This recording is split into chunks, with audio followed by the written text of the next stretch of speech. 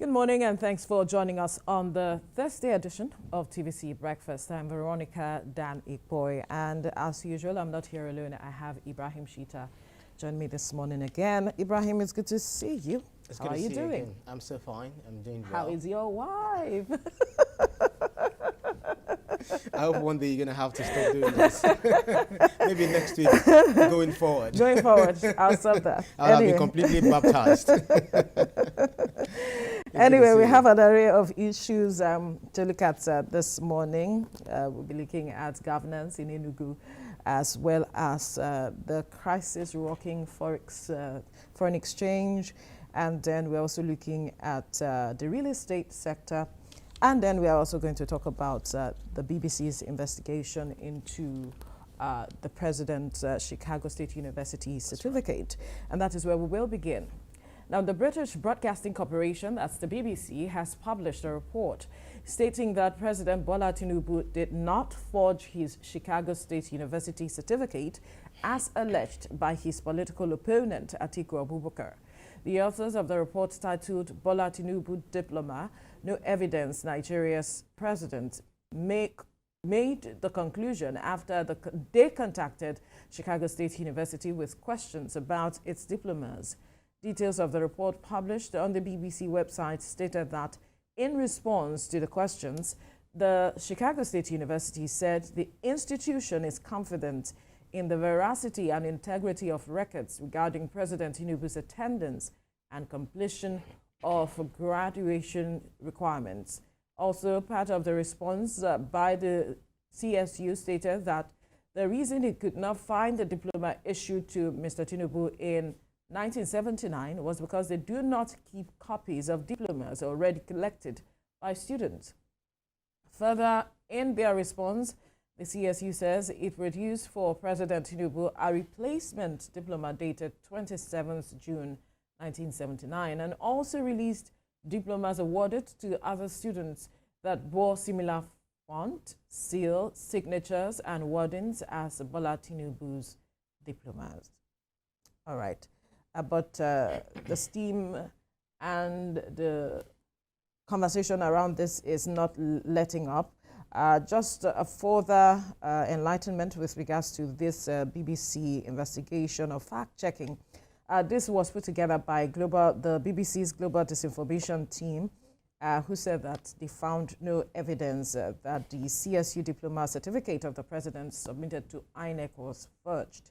And the team said they fact-checked the circulated claims and that they got some of the information from, or that they were given access to the deposition transcript by Mr. Atiku Abubakar's spokesperson, Frank Schwaibu. That has to be said as well. But recall that it was in August that the PDP presidential candidate, approached the court to compel the university to give them, release the president's records. And that was when the president's lawyers discovered this application and so went ahead to plea that this certificate should not be released, so to speak. But then the plea was not adhered to. It was rejected, so to speak, and now we are seeing the back and forth after the release. The P2B, the Labour Party presidential candidate, also came out to say that Nigeria has now been known for forgery and all of that, and that the president should use his highly esteemed office to reintroduce himself to Nigerians because of the discrepancies that we're seeing in some of the documents out there on social media. It's quite amazing that we really did not need the BBC investigative team to, unravel, so to speak, some of these things for us. Because the facts are all out there, and we already know that it's just a matter of interest. People trying to change the narrative, trying to, call the dog a bad name and all of that. I just feel that it's quite interesting. The opposition, the roundly defeated opposition, Atiku Abubakar, because people have been asking whether he is truly Atiku Abubakar or Sadiq Abubakar based on the name that came out on his WAEC certificate. That's why when they say he who lives in a glass house does not throw stones. So there are questions being asked about him, but that's not the issue.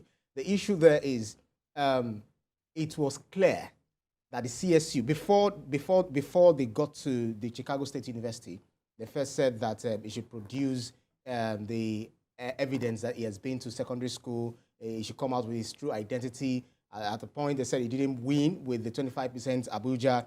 And again, they moved from there. They said that he pushed drugs. And again, they moved from there. After the court's ruling and all of that, they now went to Chicago State University saying that he didn't attend. Now, the Chicago State University confirmed that he attended and that it's not possible for you to forge the certificates you earned. He did not even graduate from Chicago State University, but he graduated with honors. And this is something that we know it's not common with people that, with everyone that attended universities. So, graduating with honors, and they confirmed all of this. So what they considered inconsistency, it could just be some human error according to the school. Others are saying that he must have used another person's identity to attend Chicago State University, which is, okay, you should explain whether Bola Tinubu is a male or a female, but they said that was due to human error because in their own record, with the admission letter that they issued to him and the CSN number, I think is something serial number that they issued to him, it was consistent with their own record that he attended Chicago State University as a male. So for me, I see the way people try to twist all of these things, try to heat up the polity, and with disregard for the rule of law. You already took this to court. Why don't you wait for the court to do it, and then you come up with some sort of stinking, what I call stinky thinking, that they are pushing out there? Well, one would say that every person has a right to express themselves, as the Constitution has upheld. But then again, like you rightly pointed out, this matter is in court. Why not allow the court run its course? Then we see what happens at the end of the day. Are you saying from your position that you do not trust the judgment of the courts? Is that why you are preempting the court? If the president has chosen not to respond yet, perhaps it's because he's waiting for the judgment of the Supreme Court, where the matter is at the moment, before he begins to react to this matter.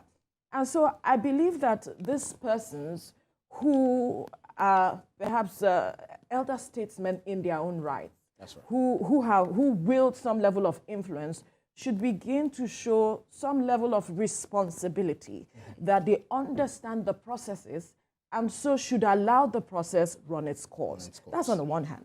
For the BBC, there is nothing wrong with them, fact-checking, looking into the matter, because they are a team of global disinformation persons. They're doing their job. They were doing their job.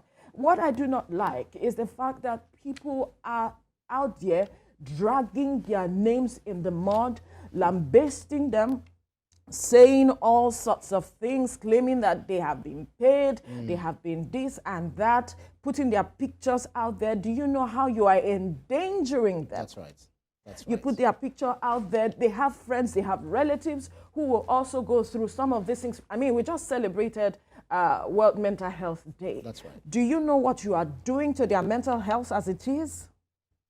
It's not right. If people did their job and you are not satisfied, you can express your dissatisfaction. Go do your own job. Right? You can express your dissatisfaction, but do not drag their names or put their pictures out there. It is not healthy for their job.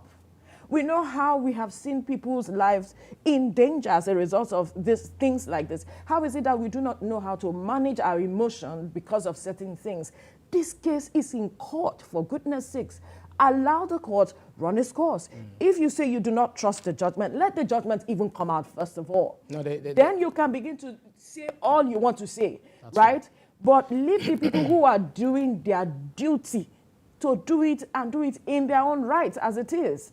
I mean, there is no need for you to drag them, saying all sorts of things. You can express yourself, your dissatisfaction in various ways without putting these people's lives in danger. That's what I see here. It actually shows, the way we reason as Nigerians. Chicago State University said they received not less than 30 applications, requesting for Bola Tinubu's certificate and all of that. They were even making money, as a result of that. But it's really very sad that Nigerians, we do not want to go through the normal processes. We want to do things, and if anything goes against our own, what we do is what we feel and how we express things. What they call in is it philosophy, argumentum ad hominem. Right, speaking to the issue, you don't, but you go ahead and attack the person. So you're asking what I cannot even remember, because, for instance, I don't really value my first school leaving certificate when I already had secondary school's SSC, and I don't even use that. I don't even use I use my master's. You so might I can need have it something at higher. some point. Definitely, maybe when they want to share money at the alumni association, maybe that's when I'll. No, you I'll might go need look it at for some point. Life may just take you around a certain course, and they are asking for that certificate. I will give it to them. Just yes, so I'll just give it to value them. it somewhere. But what I'm saying is, I think the bottom line for this conversation is allow the law run its course. Yeah.